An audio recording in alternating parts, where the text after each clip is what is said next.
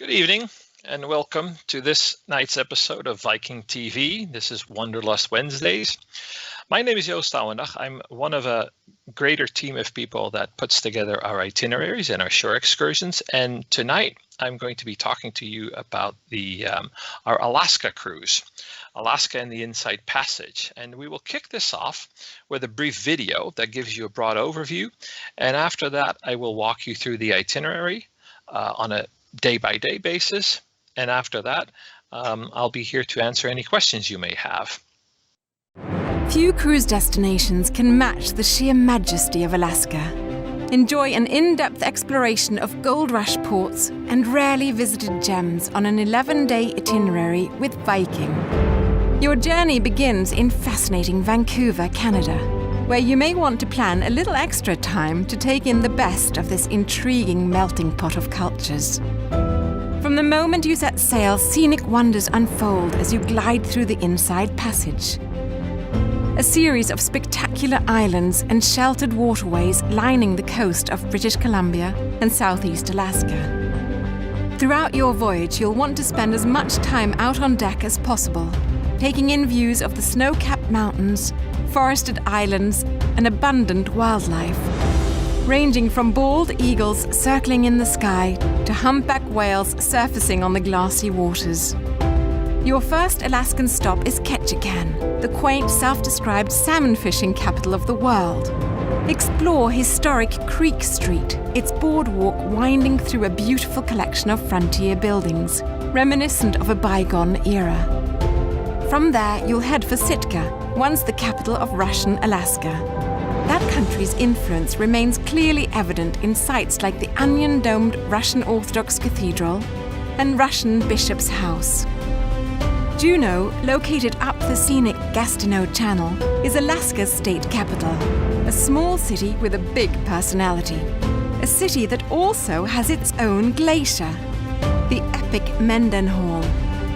In colourful Skagway, soak in its frontier charm as you explore the Gold Rush era wooden sidewalks and Klondike goldfields aboard the White Pass and Yukon Route Railroad. Learn about Tlingit culture at Icy Strait Point with a traditional presentation and fishing culture at the former fish canning station. A day of scenic sailing in the awe-inspiring Yakutat Bay brings you face-to-face with the towering icy face of Hubbard Glacier, one of Alaska's largest tidewater glaciers. Gold prospectors once flocked to Valdez, Alaska's northernmost ice-free port. Today you can delve into the town's history on a walking tour, or perhaps try your hand at salmon fishing. Your voyage concludes with an overnight stay in Seward. Wildlife enthusiasts will enjoy a visit to the Alaska Sea Life Center, while those looking for more adventure may want to set out for the wilderness of Katmai National Park. After this brief overview, I will provide you with a quick recap, and then we will get into the details of the itinerary a little bit more. Alaska and the Inside Passage is a cruise that you can book in two directions, and today we will focus on the Vancouver to Seward direction. Throughout the journey, the ship stays close to the spectacular coastline of the Pacific Northwest, and that means in the southern portion you will see the temperate rainforest, and then as you get further north, eventually you will get into a landscape with very tall mountains and glaciers that reach all the way to the water's edge.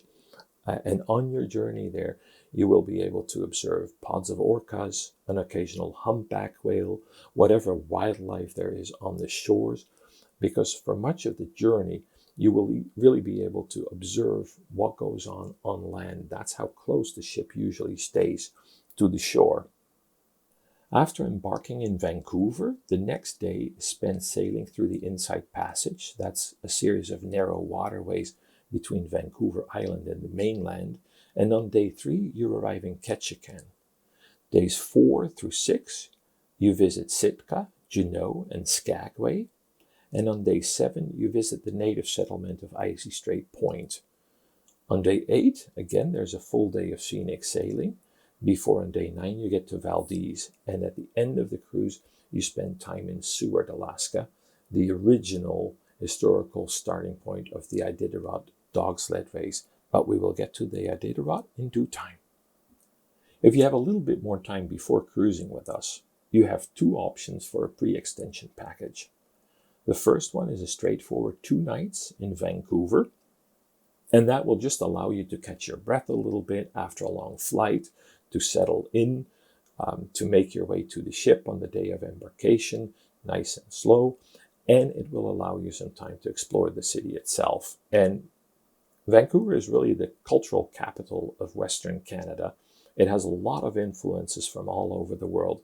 So it's a city that has spectacular restaurants that offer cuisine from Asia, from North America. It even has a little bit of indigenous flavor here and there. It has some great museums. It has beautiful views. It has great walks. There's a lot to do in Vancouver. The second option is a pre-package that is wrapped around one of the most spectacular railway journeys in the world. The Rocky Mountaineer is a train that starts in Banff or in Jasper and brings you to Vancouver. And on its way, it goes through the Canadian Rockies, through the coastal mountains in the British Columbia interior. And it is truly one of the most spectacular railway journeys in the world. This slide shows you a map of the itinerary. And this is a good opportunity to talk a little bit about the weather. Now, we travel to Alaska in the spring and in the summer months, late spring and then through the summer, typically from May to August and sometimes into early September. That allows us to take advantage of warmer temperatures, but also of more sunshine. But even with the slightly warmer weather during the time of year, you will still need a warm jacket or a coat for the evening. You bring layers so that you can adjust to the changes in temperature, which in Alaska can be fairly rapid. If you're interested in wildlife photography, the best time to travel is probably in late May and early June, because that's when the animals and their young tend to be the most active. As it gets hotter, the animals tend to retreat and come out more at night.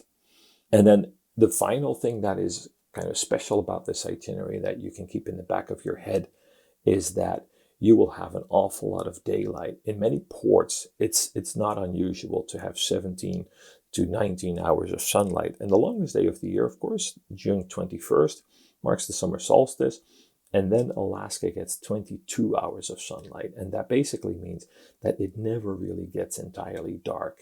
And that makes for spectacular evenings, spectacular sunrises, and it makes for great photography. Let me talk a little bit about the way that Viking does its shore excursions.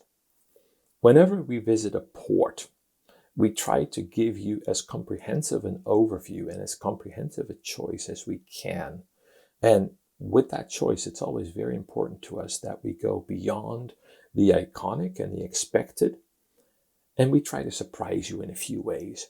And what we have found is that our audience really wants to have an understanding of the destination through the people that live there. And that has led us to create a series of excursions that we refer to as the Viking Way. There are local life experiences where you get an insight into the rhythms of daily life for people. In Alaska, you can learn about the rich culture and heritage of the Chilkat community of the Tlingit people, or you can learn how to fillet and smoke and kipper salmon, or discover methods of harvesting and preparing medicinal tea. The working world are excursions that focus on how people make a living. You get a sense of what people do when they leave the house in the morning, what kind of local arts and crafts are produced, and it gives you a different perspective yet again on the people that live in the destination. In Alaska, for instance, you get a chance to peek into the life of the Alaska fishermen as you sail on board a genuine crab fishing vessel. Or you catch an elaborate glass blowing demonstration at the Jewel Gardens glass studio. And there are other options as well. Then finally, in some places where we have established relationship over the years, we are able to offer you something that you would not be able to get on your own or with any of the other options that you would have to travel to a destination.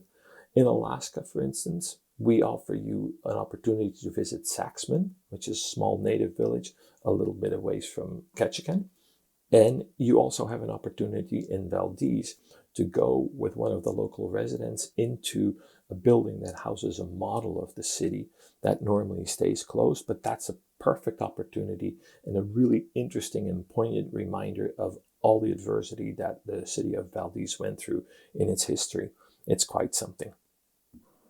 Another way in which the Alaska itinerary is somewhat unique in our offering is that there are so many outdoor things to do, and these generally happen with small groups, that you will find that we have quite a few more shore excursions on offer than we normally do.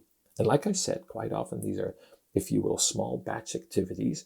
There is something for everyone, and it is important, because they're outdoor activities, quite often, to understand your pacing. I would advise you to really look at the little icons that we put next to the shore excursion descriptions. And perhaps if you're uncertain about something, you can make a call into the call center or with your travel agent, because it's important that you get what is right for you. We have everything from sightseeing on a coach to walking tours to things that are a little bit more strenuous. Zip lining, you will be surprised to find out, is actually something that a lot of our guests enjoy. Okay, and after these opening remarks, I hope you're ready to explore Alaska and the Insight Passage with me, port by port. So on day one, you embark your ship in Vancouver. Some of you will join us after a stay in that city for a few days. Others will come from the Canadian Rockies, and yet others will fly into Canada today.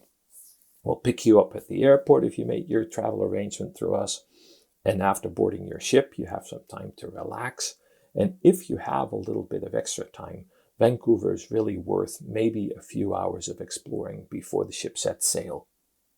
Vancouver is blessed with a beautiful natural setting, and that means even if you're in the downtown area, the water is never far away. You can always look up at some spectacular mountains that provide a backdrop to the north.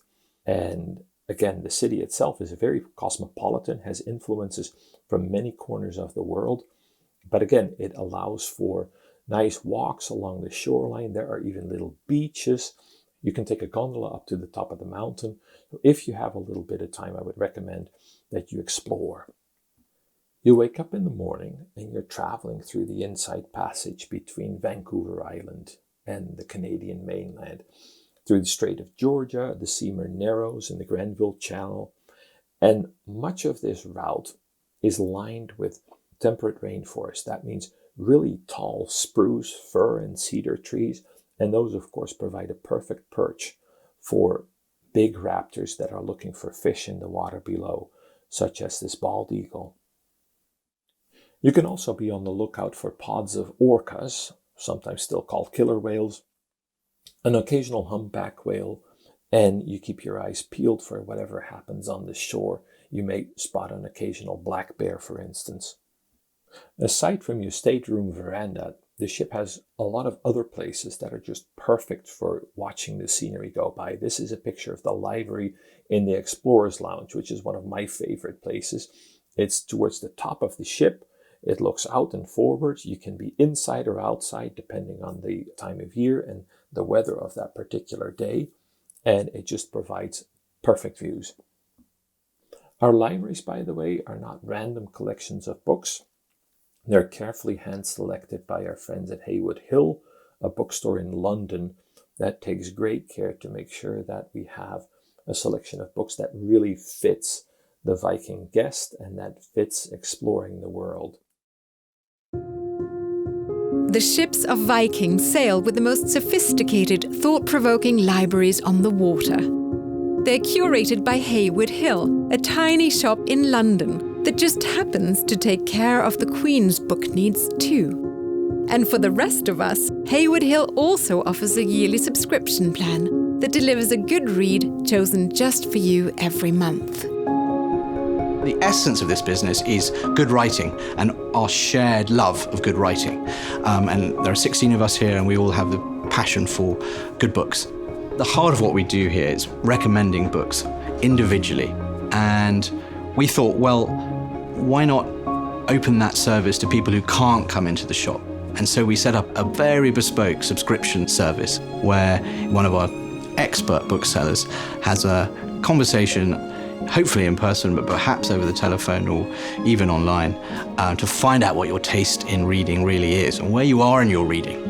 And that begins a fabulous relationship with our shop. I'm pleased to say that that service has really taken off and is happening all over the world. Our subscriptions team read at least 500 titles a year between them. It's an extraordinary thing. My team spends all day thinking about individual customers and what they should read next, what they might like to read the following month. Haywood Hill is a very special place, filled with intriguing books and inspiring people. I hope you'll do as I did and check out their subscription service for yourself. Or perhaps give it as a gift to someone special. We now touch land in Ketchikan on day 3. Ketchikan is sometimes called Alaska's first city, and it's home to a lot of native Tlingit people, and that is what you will discover here. The included tour focuses on totem poles and gives you also an overview of the city. There is a privileged access tour of the Saxman Native Village, where you will experience Native American culture through song, dance, stories. And finally, nature lovers here have an opportunity to discover a lot of the local wildlife. One of my personal favorites is Bear Country and Wildlife Expedition, where you will journey to Herring Cover to the Alaska Rainforest Sanctuary, and you can view Alaska bears, eagles, and seals in their natural habitat. If you decide to stay in town, you will find that Ketchikan has a lot of little art galleries, cafes, shops, little neighborhoods, wooden houses in pastel colors. It's really quite charming. Aside from the excursion I just mentioned, there are other opportunities to encounter local wildlife. You always keep your distance, of course, but bears like these are quite plentiful in the region surrounding Ketchikan. On day 4, you arrive in Sitka, and while you're still in Tlingit territory, and you will still see a lot of totem poles in Sitka, you will also notice a Russian flair. There is a large Russian Orthodox church with an onion-shaped dome, and that has to do with the fact that Alexander Baranov arrived here in 1800 to set up a trading post with the Tlingit to bring pelts from otters, and that's the critter that you see in this image, to Russia, where they were turned into hats and coats. One of the things you can do in Sitka to discover more of that heritage is attend a cultural show that focuses on folkloric performances that have a very decided Russian theme.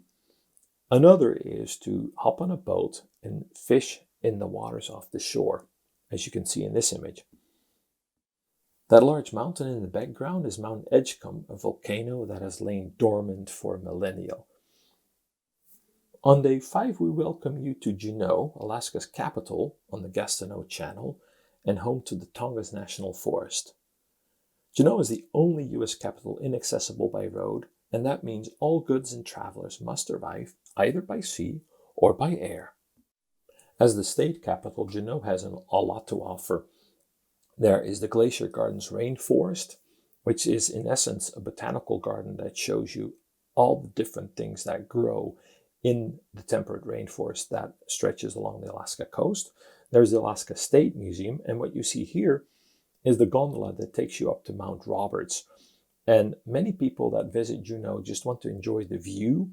It's a very steep mountain that rises right behind the city, and the views from over there are absolutely spectacular, as you can imagine. Throughout this trip, you may spot whales, but Juneau tends to be a really good spot for whale watching. We have several tours that offer it, and on these you keep watch for other wildlife as well, porpoises, seals, birds, whatever is on the water, in the water, or above the water.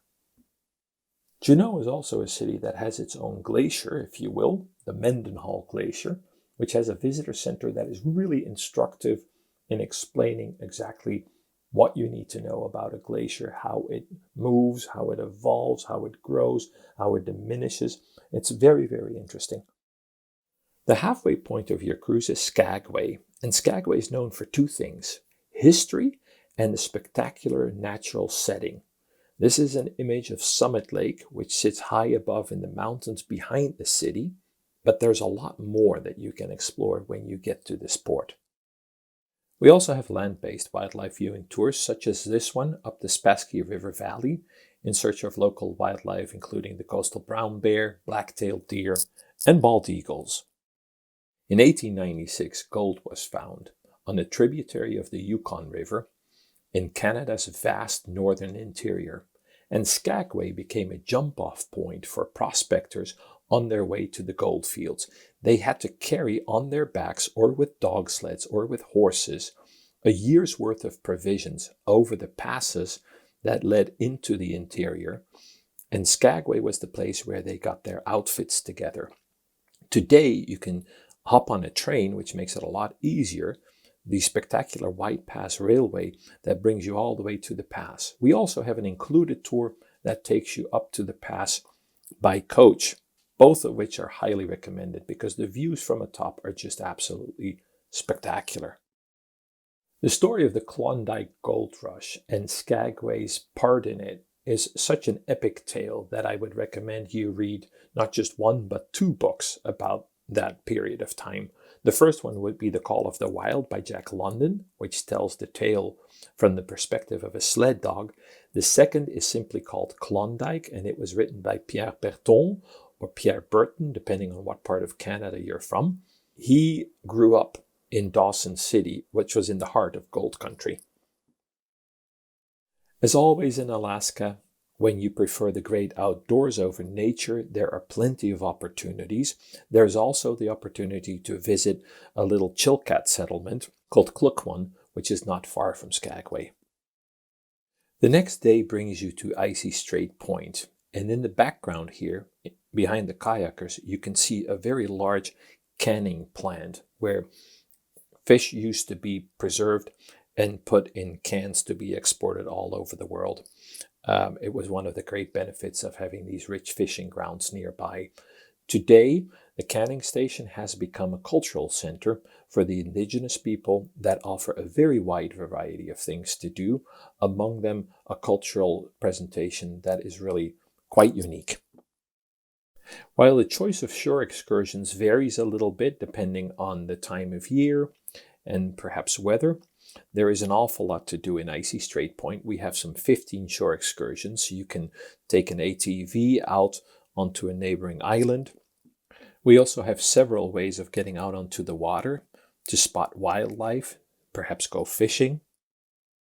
And this is a spectacular image to introduce a very spectacular day. This is where you will be cruising through Yakutat Bay and be observing the Hubbard Glacier from up close.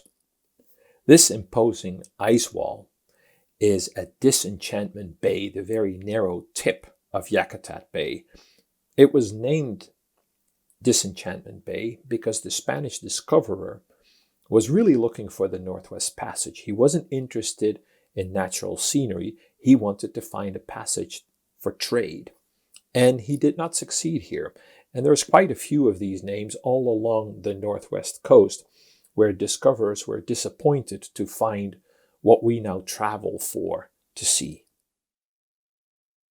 Of course, a day like this is also a perfect opportunity to take advantage of the many treatments that we offer in our spa on board. The onboard shops will be open all day, and you can find a special keepsake there, or you can delve into history of the Pacific Northwest during an iconic lecture from your ship's Viking resident historian. On the shores of a deep fjord in Prince William Sound lies the town of Valdez, a fishing port, also known as a transition point for the Alaska oil pipeline. On our included tour, you can learn more about Valdez and how it thrives on fishing and on the oil industry. There's lots of colorful little boats in the harbor, fishing boats, and they are docked right alongside the Trans-Alaska Pipeline Terminal. Valdez is a small town, and all around it is grand, majestic nature, which you can explore by helicopter, by kayak, or by fixed-wing plane. There are many ways to discover what's beyond the city limits. Our privileged access tour takes you to the Old Town model, and there you can learn about the devastating Good Friday earthquake that happened in 1964.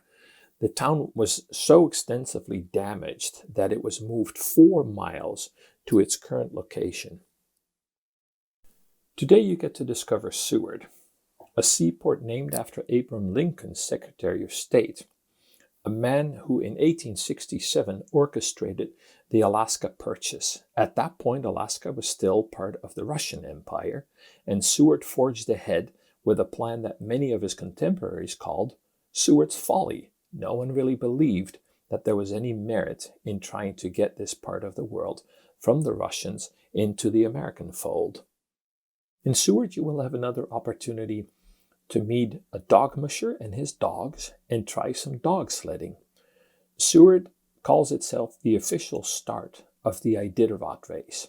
And that Iditarod race is a dog sledding race that takes place between Anchorage and Nome in Alaska. It's almost 1,000 miles long, and it goes back to 1973. That's when they started, but the historical event that inspired the Iditarods took place in 1925.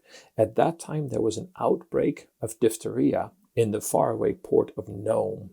And in order to inoculate people against the disease, a container with a serum started in Seward and was brought up first by train and then by dog sleds all the way to Nome, more than 1,000 miles away from Seward. The lead dog that arrived in Nome with the serum, his name was Balto, and he became so famous for the event that there's a statue of him, a sculpture, if you will, in New York Central Park. But the great hero of the Iditarod that time in 1925 was a gentleman by the name of Leonard Seppala, a Norwegian who had introduced dog sledding in Alaska. He took the longest stretch of the Iditarod at that time. Remember, it was a relay race, so there were more dog mushers and dog teams involved. And his lead dog was also a hero, a somewhat more unsung hero than Balto. But Togo was a very strong lead dog in his own right. You also have an opportunity to take a privileged access tour of the Alaska Sea Life Center. You can meet aquatic scientists and learn about their research while getting a very up-close look at the animals to observe their behaviors. The next morning in Seward, that is where your journey concludes. After breakfast on board, you will disembark, get to the airport, or perhaps you will stay for a few more days with one of our extension packages. On the northern end of this cruise, there is another fantastic rail journey that we can offer. It takes you into the heart of Denali National Park at the foot of Alaska's and North America's tallest mountain. You go on a wildlife trip where you may see grizzly bear, moose, elk, all kinds of other animals. You will visit on one of the longer journeys. We offer 2 versions. You will visit Fairbanks, major historical city in the center of Alaska, or you can spend 2 nights in Anchorage. Anchorage is the largest city in Alaska, has quite a bit to offer, both in the city itself, a fantastic museum, but also in the surrounding areas. There's an awful lot to do to just stay in Alaska a little longer. And this is it. We reached the end of the presentation. Thank you for staying with me so far. And I'm now looking forward to answering any questions you may have. Thank you, Joost. Our first question tonight comes from Sean in Houston. He says, can you tell us a bit more about the summers in Alaska? Summers in Alaska are surprisingly warm. It cools down at night, but it's not a place where you need to worry about blizzards in July. It really stays quite nice. You will always need good clothing because you never quite know. But certainly during the day, it's quite often quite nice, especially in the interior. If you were to travel on to Denali Park and to Fairbanks, the weather's quite lovely. On the coast, of course, you do get quite a bit of rain and fog. And that just is part of the natural world that you have on the Pacific Northwest. You are on a temperate rainforest. That's the landscape. It's a temperate rainforest. So layering a little bit of fog, a little bit of rain, but especially when you travel a little further inland already, if you go, for instance, from Skagway up to the White Pass, the weather can change quite dramatically. Even if the day starts off a little dreary, it can be glorious once you're up on the pass. Thank you. Our next question comes from Mary in Kuka Park. She says, what are the opportunities for watching birds? Well, in the Pacific Northwest, you're dealing largely with really large birds, bald eagles, ospreys, ravens, and they're everywhere, especially along the water side. These are generally birds of prey that prey on fish, and they're quite plentiful. It would be a strange Alaska cruise if you would not get some really good open views of bald eagles, for instance, and ospreys and other birds. Fantastic, thank you. Our next question comes from Charles and Anne in Austin. They say, are the Viking ships able to enter the Glacier National Park? Glacier Bay National Park has a system of permits, and they hand out these permits to cruise ships literally kind of one at a time, and we stand in line like every other cruise company does and try to get our permits. So what you would need to do is call when you make a booking to find out which cruises go into Glacier Bay, because some do and some don't. I can guarantee you that even if you don't go into Glacier Bay, you'll still have a grand time, but you would need to make that call and find out once you've picked a departure, whether the ship is allowed to go into Glacier Bay or not. And it's something that we have very little control over. It's regulated by the government, and there's always only so many ships that are allowed. Thank you. Our next question comes from Grayson in Chicago. He says, I'm interested in the Rocky Mountaineer extension. Can you tell us a little bit more about this and what the Viking package includes? Yes. So the Rocky Mountaineer, the train runs from the Canadian Rockies, and that's either Banff or Jasper, down to Vancouver, or vice versa. You can book it as a pre-extension or a post-extension, depending on where you travel, in which direction you travel. And the essence of the train ride is really that 2-day stretch where you go from the Canadian Rockies, through the British Columbia interior. You overnight in Kamloops or in Whistler, depending on the particular date. And then you travel through the coastal mountains to Vancouver. And that train ride is splendid. That's really the heart of the extension.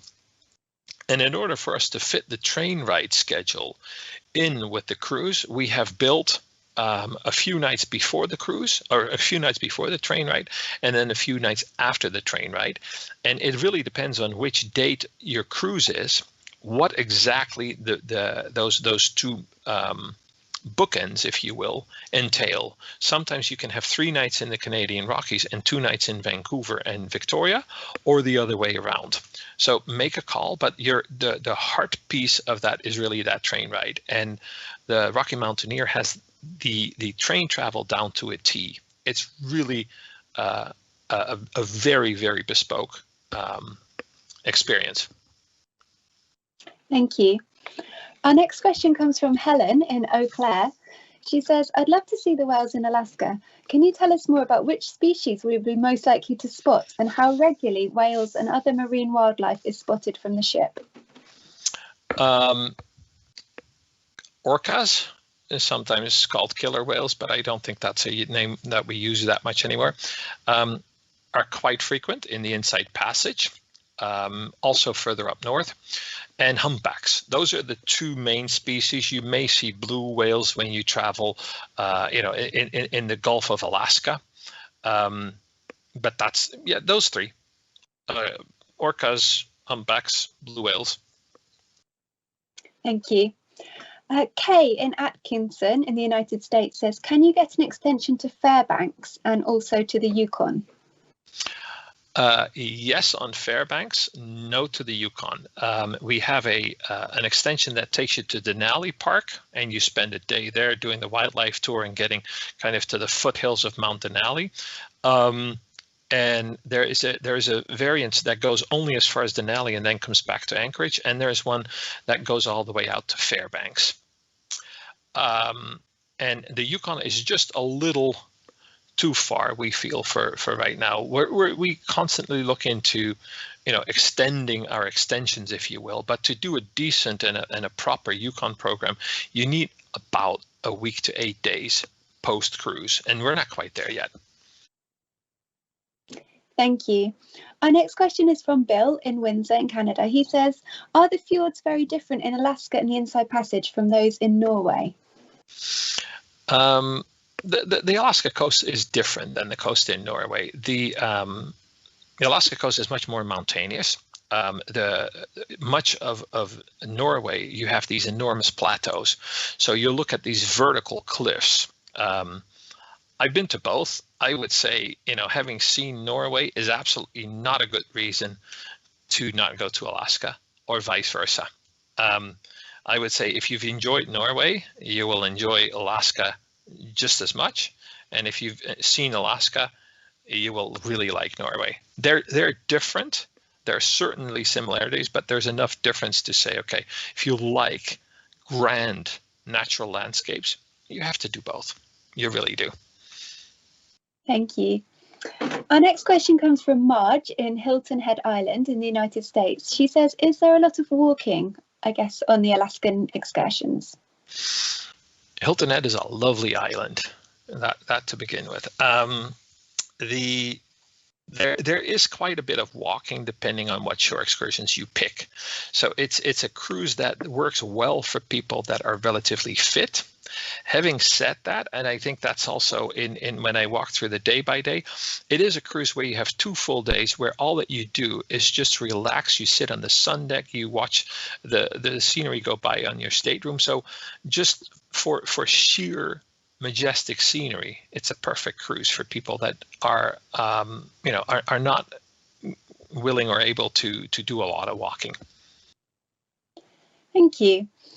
Our next question comes from May in the United States, and she says, can you tell us a bit more about the bears that you might see? Okay, so there are black bears and there are grizzly bears, and brown bears are essentially grizzly bears, and so on and so forth. And the largest bears are the Kodiak bears, but those only you can encounter when you do that one cruise that we have from Alaska or from Vancouver all the way over to Tokyo. So we'll leave those out for now. Brown bears can climb trees.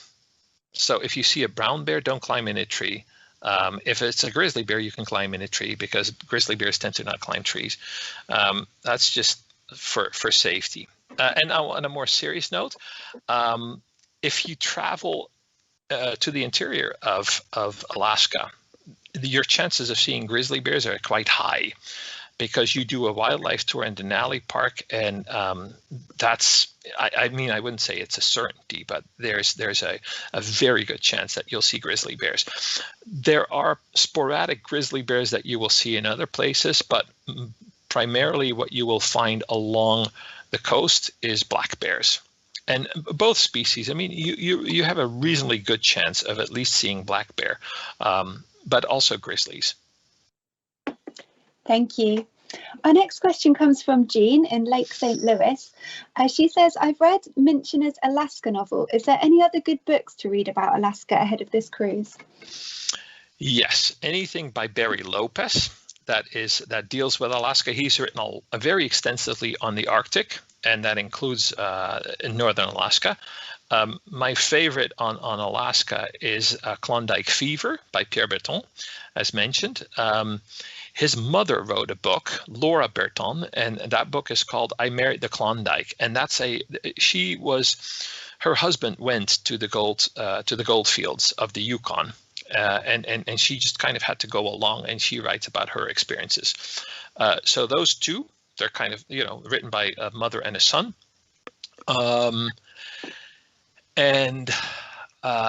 Michener has written more than just Alaska about that state. There's this other book, and I can't think of the title right now, but there's another James Michener book that I think you should read. But absolutely, the Klondike books, they're just, the Pierre Berton book is just great fun. It's one of my all-time favorite books. Fantastic. Thank you, Joost. Next question comes from Leah in Sylvania in the United States. She says, how big are your ships that go to Alaska and how many people are on board? Sorry, I didn't hear that. She says, how big are your ships that go to Alaska and how many people are on board? Our ships carry 930 guests. And you know, they have it's our standard ocean cruise ship. Thank you. Next question is from Mark in Minnetonka in the United States, and he says, on this type of trip, can you go fishing for salmon and halibut? Yes, you can go fishing, and there's two caveats to this. There's something that's a little strange, but in order to fish in Alaska, you need an Alaska fishing permit, and you need to pay that on the spot. So you pay for the shore excursion, and then when you get to the boat, you need to buy your little fishing permit. It's just one of the oddities of Alaska state law as to how that is supposed to go. And it's important to understand that it's a great adventure to go fishing in Alaska. There's no guarantee that you will catch anything. So that's important to kind of keep in the back of your head. But I would recommend it because it's just great fun. With Viking, we offer fishing in as many ports as we can. You will find on our website quite a few videos that show Torstein Hagen fishing. He really likes it. His daughter really likes it. So it's something that we as a company really get into. But you know, it's keep in mind there's no guarantee, and you can't be mad if you don't catch that great salmon. By the way, Call of the Wild, Jack London. There was a question about the books a few questions ago. Call of the Wild by Jack London, of course, is something that you need to read when you go to Alaska. It's a classic. That's great. Thanks, Joost. Next question is from Leroy in Detroit, and he says, when staying in Vancouver for the pre-cruise extension, is the hotel within walking distance of Stanley Park? The hotel is in the west end of Vancouver, and that is not a very large area. And yes, you can walk to Stanley Park. You can also just take a city bus. Walking is probably about 15 to 20 minutes. Great, thank you. Next question is from Carol in the United States, and she says, where is the best place to watch the grizzly bears? Best place to watch the grizzly bears is really if you were to book an extension into the Alaska interior, it's Denali Park. Thank you. Next question is from Rodney in West Lafayette in the United States, and he says, can you see the northern lights on the summer tours? That's highly unlikely because you have so much sunlight. You need winter light to see the northern lights. You know, and we go to Alaska only in summer. So this is why I had to pause for a second, because yes, in Alaska you have northern lights, but that's not the season that we travel to Alaska, at least not yet. Our Northern Lights cruises, though, they're great fun in Norway, and they're a big success. So at some stage we may look into doing Northern Lights cruises in Alaska as well. We've had great success just figuring out what to do with our guests in northern Norway, and obviously the climate is not all that different up north in Norway from what it is like in Alaska. So who knows? In a few years we'll have winter programs in Alaska. Thank you, Joost. Next question is from Michelle in Richmond in the United States, and she says, how far into Denali does the post trip go? Is it far enough to have great views, and is there time for hiking on your own?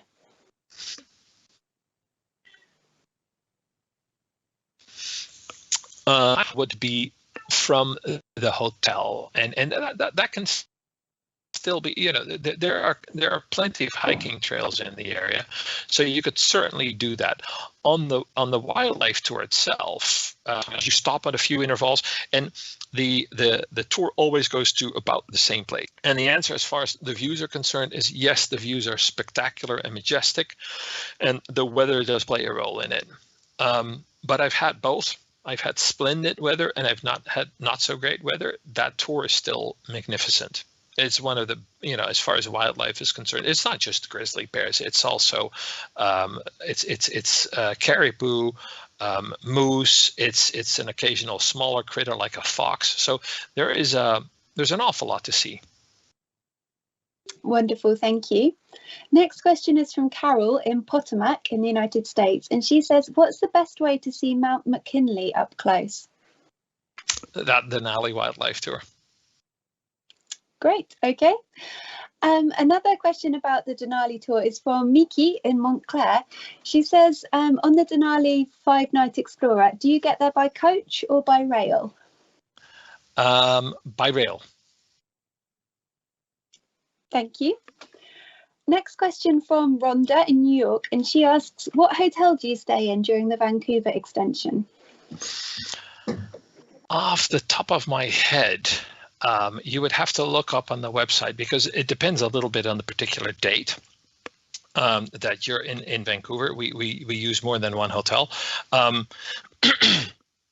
We try to use the hotel that is in the Pan Pacific Center, which is where the ship docks.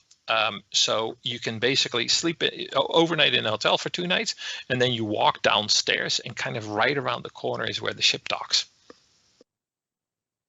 Great, thank you. And a question from Sabrina in the United Kingdom. She says, in your personal opinion, what would be your preferred direction of sailing and why?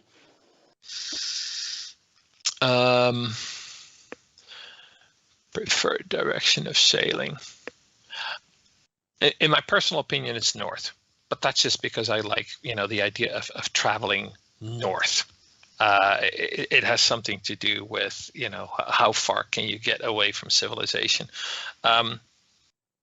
But the nice thing about this cruise is that, and again, I've said this before, if you end up booking an extension, you end up on a very high note if you go into the Canadian Rockies, and you end up on a very high note if you go north and you book a trip to Denali National Park. So, but I probably, if I had a choice, I would go north, I think. Thank you. Another question from Miki in Montclair. She says, in Yakutat Bay, does the ship rotate to get a good view of Hubbard Glacier and also watch the carving of the glaciers? The carving of the glaciers, to start with that, we need to keep a reasonable distance, but yes, you can watch that. And the ship does cruise in. I mean, there's quite a bit of space to be covered, so the ship does cruise through Yakutat Bay and has to turn around, yes. Thank you. Tony in Springfield in the United States says, years ago, I recall on a trip to Alaska, panhandling for gold. Is that still possible on an excursion? Yes, panning for gold is still an option. It's done more towards the interior, so probably the closest in Fairbanks, they still do it a little bit. And it's great fun. But it's really hard to get any kind of gold out of a river anymore. Thank you, Joost. I think this is our last question for tonight. It comes from Kathy in Markham in Canada. She says, I was in Alaska 30 years ago. One of my highlights was a seaplane over the Mendenhall Glacier from Juneau. Is that an optional tour with Viking? Yes, it is. Yep. Well, wonderful. Thank you so much. You're welcome. Again, thanks for tuning in, and perhaps I'll see you again at some future cruise discussion.